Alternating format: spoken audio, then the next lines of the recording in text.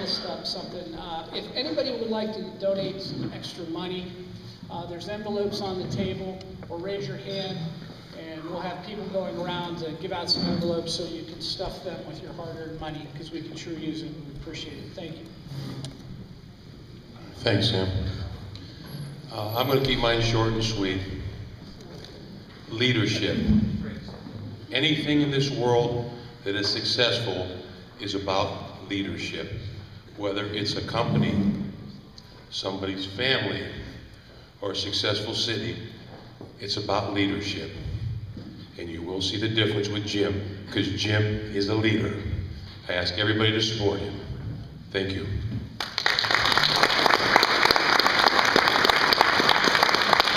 I want to take this opportunity to first thank each and everyone for coming on tonight.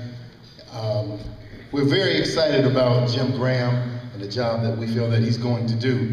This group is just a little bit too quiet for me. Hey, we got to get fired up and get ready to work and get Jim elected.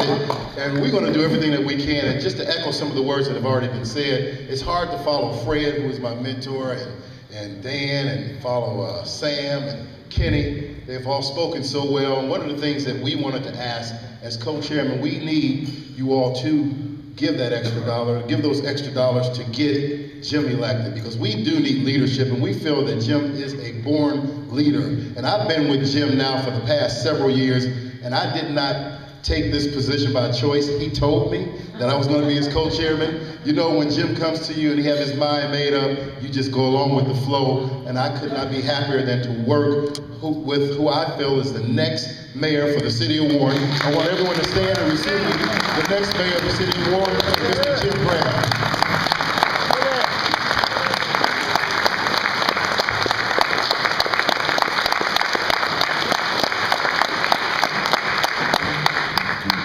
I was sort of getting a little self-conscious. If I hear Doug Franklin's the nice guy one more time, I think I'm going to explode. First of all, I'd like to thank my family first. They're sitting here. My wife, I thought she divorced me about 3 months ago, but she's been very tolerant. My mom, my son, his beautiful family, my posse, Jimmy and Johnny, my aunts, cousins.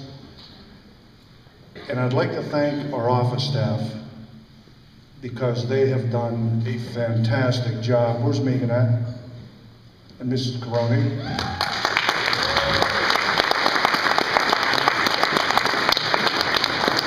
And we have a lot of people coming down to the office. Kathy's down there, but I've got 3 retirees. Who else is back there? I can't name everyone. Fran, I mentioned Fran. I've got 3 guys coming down every day, shoveling snow, fixing light bulbs. Daryl, Joey, and Jimmy Devlin. Thank you guys, I love you guys.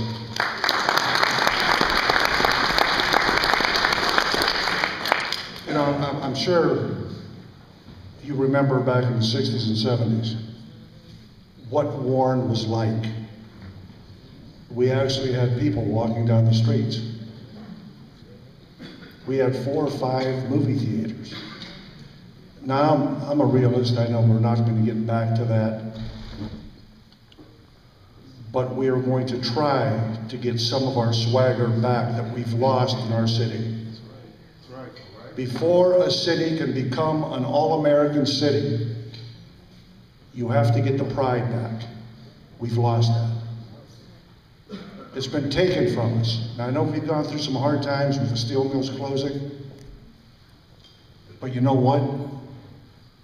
We are survivors in the city. We are survivors. We can do this.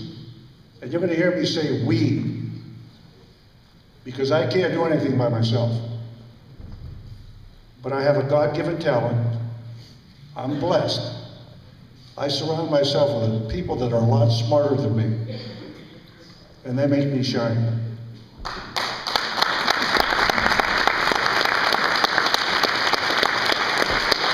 It's worked in Lordstown, and it will work in our city. We have to get people back together. We can ill afford to further splinter our city. Now, the other side is trying to make an issue out of this election. Black versus white. And if you look around, I'm honored. I have a lot of African Americans here today that believe in our cause. But it's not about black and white. It's not about Democrat or Republican. It's not about Greek and Italian. And oh, by the way, thank you, Hank, for coming. I just did that. And Joey. It's about the city. What don't they get about that? The city is dying. In an article in The Vindicator, and Sam alluded to it, Mike O'Brien called me ignorant because I didn't know that crime is going down in the city. And granted, murders went down, robberies went down, burglaries went up by 40% by his own figures after he called me ignorant. And that doesn't even include the prostitution and the drug dealers that are in downtown Warren. In order to attract businesses, and that's the key, and that's what I'm telling the business owners downtown. You know, I am a union president, and funny story, I went down to talk to Guy Coviello and the editorial staff at the Tribune, and Guy Coviello, who's a smart guy, said, how are we going to explain to a company that's coming into the city that we have a president of a union as the mayor? I said, first of all, you're not going to have a president of the union as the mayor. You're going to have a mayor. Right. And I said, second of all, how did you explain a guy that made movies with monkeys being the president of the United States? Now, I wasn't taking a shot at Ronald Reagan. And the minute I said that, I think his face got as red as that shirt because he realized what he said was totally out of bounds. It's not about being a union president. And I've told the people downtown, city workers, and there are some that are comfortable in what they're doing and going with the flow. If you do your job and you respect the people that pay your wages, you won't even know who's in the mayor's office. But if you violate one of those two, you're going to know exactly who's in the mayor's office. We have to bring the city back under control. We've lost control of our city. You are the city. This is your city. It's not the mayor's, it's not the safety service director. You demand better. Demand it, don't ask it. And one thing I'm going to tell you, I'm going to try to change a lot of things. But one change you're going to see within the first 6 months, we're going to get our swagger back in this city. We will get our swagger back. Because in order, like I said before, in order to bring the city back, the pride has to be there. Our kids that are in high school, and we tend to be a little reactive with the children in high school.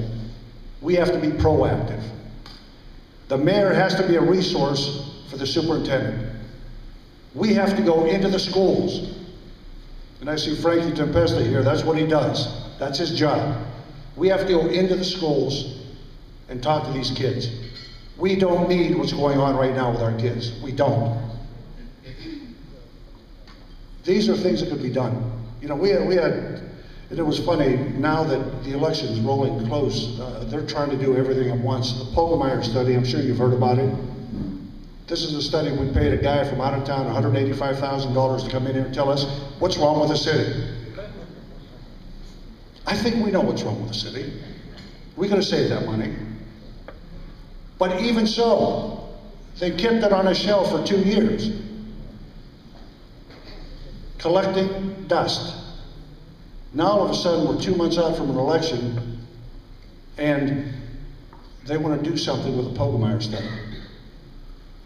They're playing a game with the citizens of Warren. That's exactly what they're doing. They're playing a political game. And believe me, I am not a politician, and I'm proud to say that. No offense to any politicians, by the way.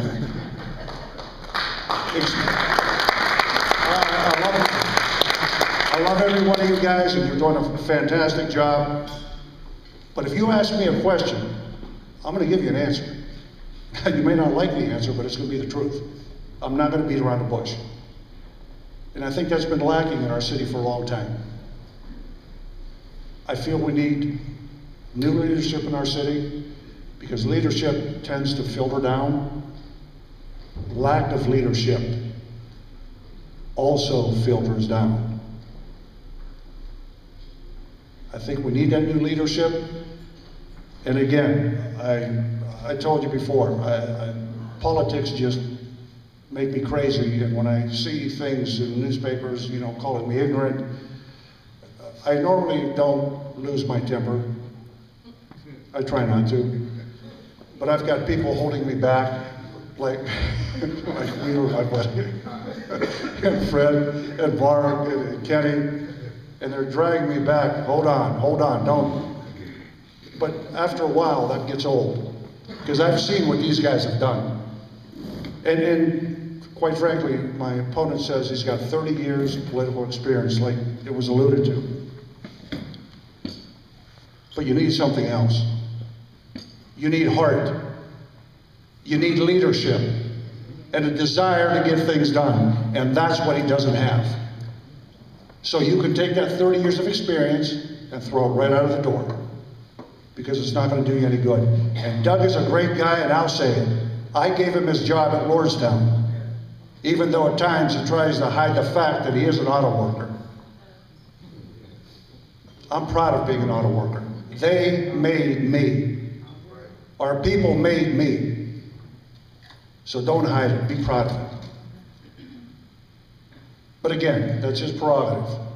That's his prerogative. And he's a nice guy. And guess who gave him his job at Lordstown as a benefits rep? Yours truly. He is a nice guy. I'm a nice guy. But when it comes to the city, we have a job to do. And everybody better know that. And it does filter to every bordering city in this area, because what's happening right now in downtown Warren, on the southwest, on the northwest, and that's something else. It's bothering me. Some guy stood up at one of his rallies and said, Jim Graham is afraid to go to the west side of Warren. Jim Graham spent 43 years on the west side of Warren. And I'm proud to say that. I was on Oregon, 156 Oregon when we came over from Greece, and 230 Oregon. Check the records. I know more about the west side than these guys will ever know. I've seen areas in the southwest side of Warren that some of the police officers in the city have not seen through my job. Now, we've got a great fire department, we've got a great police department. Have we had our problems? Yes. But once you have a problem, you correct it and move on. And you do it quickly. You don't let it fester for 6 and 9 months, hoping people will forget about it. You don't do that. Unless you're a nice guy. And again, I'm not going to say anything bad about my opponent, because people keep telling me. Just one quick story. The other day, I was at a meeting, and a guy said, was complaining about downtown Warren, about businesses not being here, about storefronts being empty, about potholes. Then he said, I'm going to have a hard decision to make in May. I'm looking at him and I'm thinking, what's next? He goes, Doug is such a nice guy. I'm thinking, what is that all about? I'm a nice guy, as long as everybody does their job. And the people of Lordstown, they do their jobs. And we can use Lordstown as a template for our city, because Lordstown has close to 7,000 people, well, 6,000 people out there. It's a small city. So I do have a little bit of experience, just a little bit. I'd like to thank you again for coming. I'm honored that you're here tonight. We're going to do this. We can do this. All it takes is one catalyst, because our city has two